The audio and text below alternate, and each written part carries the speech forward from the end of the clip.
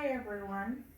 Today my narrative persuasive speech is going to be on why senior citizens should not drive after a certain age. A few months ago I was taking a trip from Brunswick, Georgia to Miami, Florida. For those of you who have never taken that road trip before, it is a 6-hour drive. And I don't like driving that long.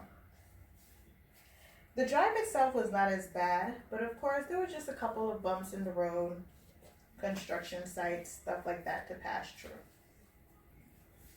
As I got into Miami, a few miles away from my hotel, I noticed that there was a car in front of me that was driving real slow and kept on pressing on their brakes.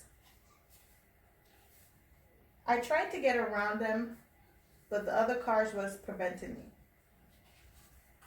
Now here I was, almost at the end of my 6-hour drive, only a few miles away from reaching my hotel where I can now go lay down and relax, and I was stuck behind of a car driving very slowly that kept pressing on their brakes.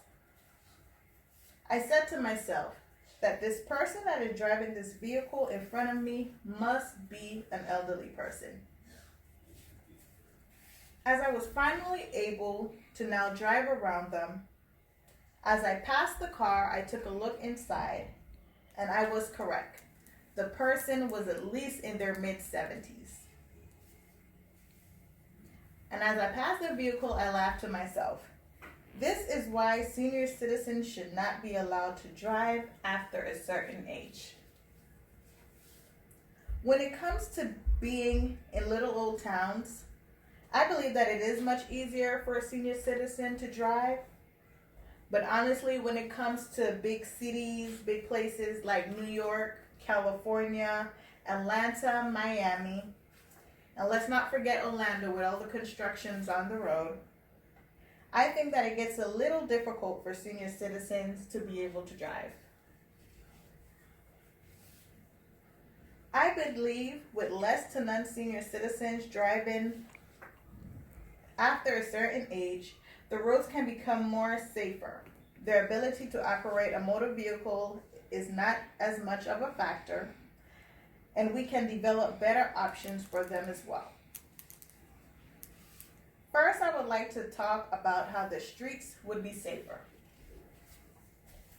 In 2018, almost 7,700 older adults aged 65 plus were killed in traffic crashes, and more than 250,000 were treated in emergency department crashes injuries. This means that each day more than 20 older adults are killed and almost 700 are injured in crashes, CDC.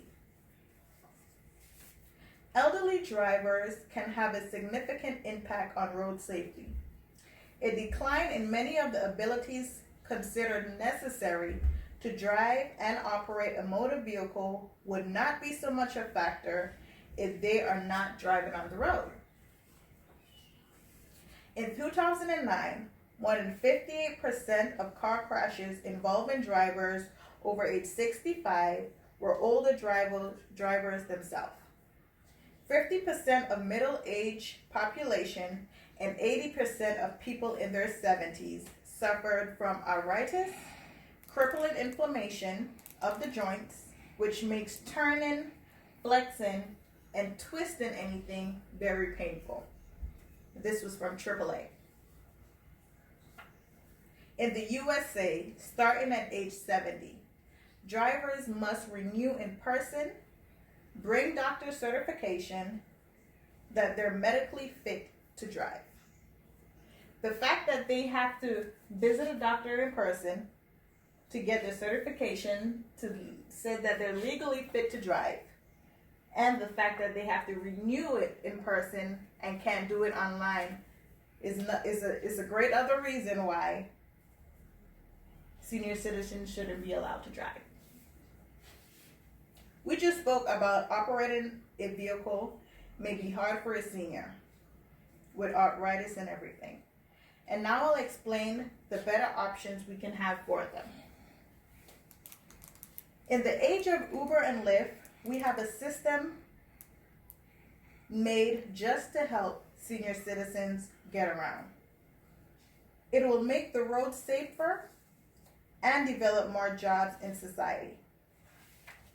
Sergeant Barrington Thomas, a police officer, stated, he believed that senior citizens should enjoy their time being retired. Now is the time to enjoy everyone taking you wherever you would like to go. It would be a great outcome for young adults to spend time with senior citizens as they take them to different places. It would also help make the road safer. And this was an interview with genuine words from a police officer. I have come to the end of my speech. I believe with less to none senior citizens driving after a certain age, the roads can become much safer. Their ability to operate a motor vehicle is not much of a factor, and we can develop better options for them to help society. And that's the end of my narrative persuasive speech. Thank you.